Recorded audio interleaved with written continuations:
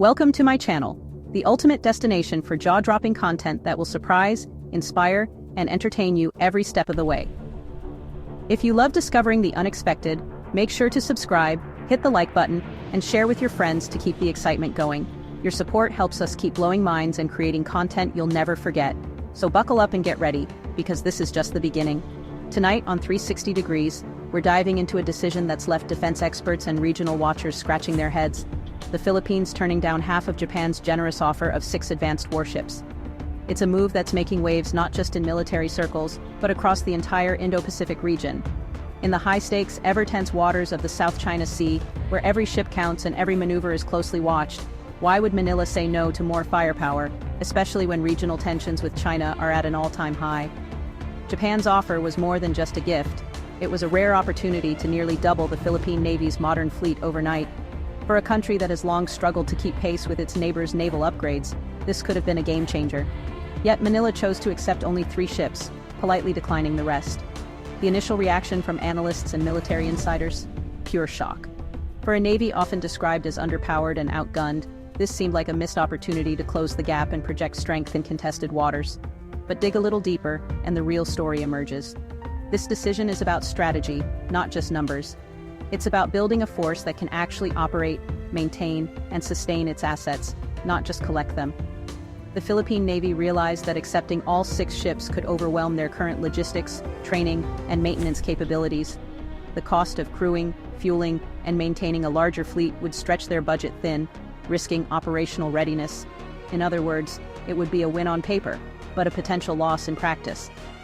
This is about building a force that's not just big, but truly effective. Manila wants a navy that can respond quickly, operate smoothly, and maintain a high level of readiness, not one that's bogged down by overextension. The move also signals a subtle but important shift in Manila-Tokyo relations. It's no longer just about Japan giving and the Philippines receiving. Instead, it's about forging a partnership of equals, where both sides are honest about what's sustainable and what's needed for long-term security. By making this choice, the Philippines is showing the world that it knows its limits and is focused on sustainable, realistic growth. It's a sign of maturity, of a country that's thinking long-term, not just chasing headlines. This isn't a rejection of Japan's support, it's a demonstration of strategic restraint and careful planning. Manila is saying, we appreciate the help, but we want to make sure we can use it wisely. The decision is a powerful lesson in knowing when to say, not yet, on the path to building a credible, capable maritime force. Sometimes, strength comes from patience and prudence, not just numbers. So what's really at stake here? Let's break down the deeper implications of Manila's choice, and what it means for the future of security in the region. The ships in question, the Abukuma-class destroyer escorts, compact, versatile, and built for anti-submarine warfare. Think of them as nimble guardians, not massive carriers, but a huge leap for the Philippine Navy. Each ship packs Harpoon missiles, ASROC anti-submarine rockets, torpedoes, and a rapid-fire phalanx gun. For Manila, even one is a game-changer after decades of outdated patrol boats. The Harpoon missiles alone give the Philippines a credible deterrent, finally able to threaten adversaries at range. The Abukuma's sonar and anti-submarine weapons are vital for defending deep, complex Philippine waters. But these ships are 1980s tech, reliable but not cutting edge. They'll need new parts, specialized training, and a maintenance overhaul. This mix of capability and age is at the heart of Manila's dilemma.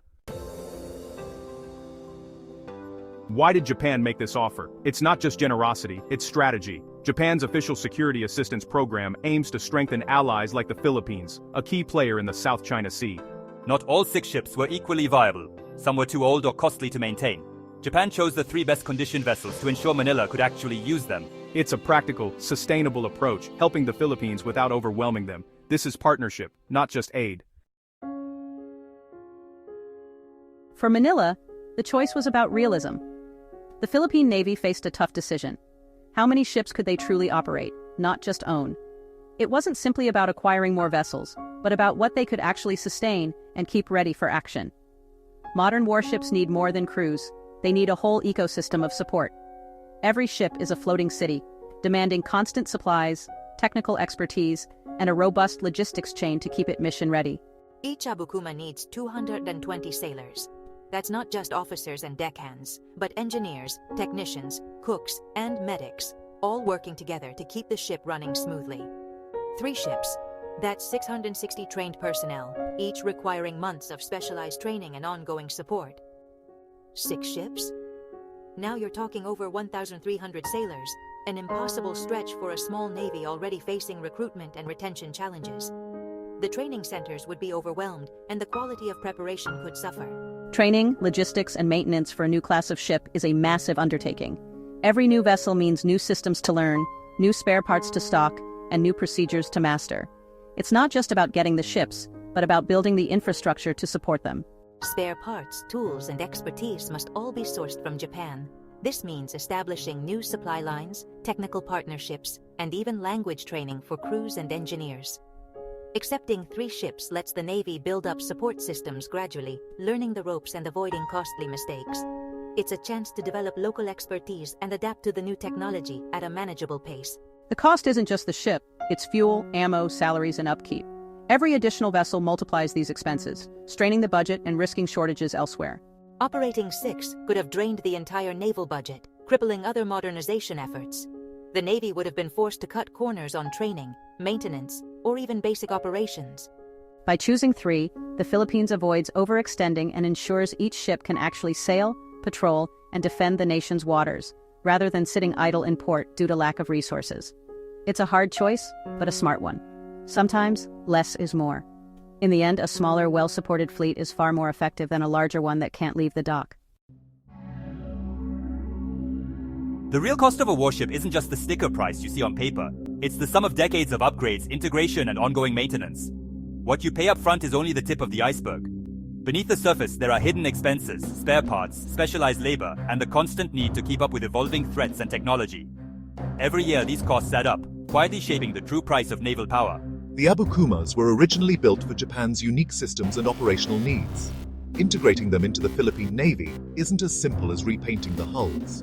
It means installing new hardware, adapting software, and retraining crews from the ground up. Every system, from navigation to weapons, must be compatible with Philippine protocols. This transition requires months of technical work and intensive training, ensuring sailors can operate and maintain these complex ships safely and effectively. Modernizing ships built in the 1980s for another 20 years of service is a massive undertaking. Radar, sonar, and weapon systems all need significant upgrades to stay relevant.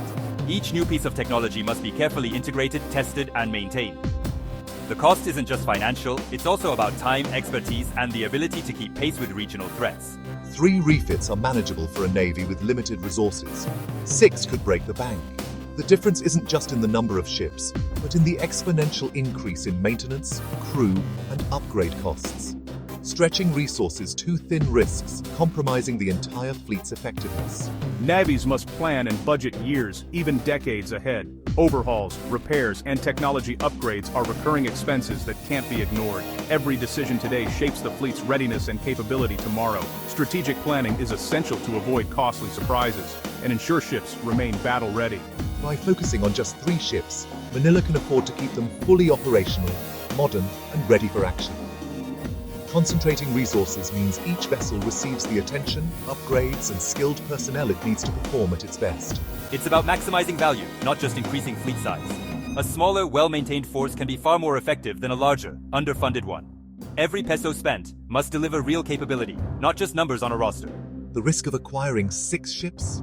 Half might end up stuck in port, underfunded, undercrewed, and unable to sail when needed. Idle ships drain resources and morale, turning potential assets into costly liabilities. 3 well-maintained ships are a true force multiplier. 6 neglected ones are a burden, vulnerable to breakdowns and obsolescence. Quality always trumps quantity when resources are limited. In the end, Manila chose wisely, prioritizing sustainability and operational readiness over sheer numbers, ensuring its navy remains a credible force for years to come. This is a classic case of quality over quantity. A smaller, well-trained and well-maintained fleet is more effective than a larger, struggling one. 3 ready ships can patrol, train, and deter. 6 under-resourced ships can't. The Navy's leaders are thinking strategically, not just chasing numbers. This is about building a culture of maintenance and readiness. By starting small, the Navy can master new systems and set the stage for future growth. It's learning to walk before running.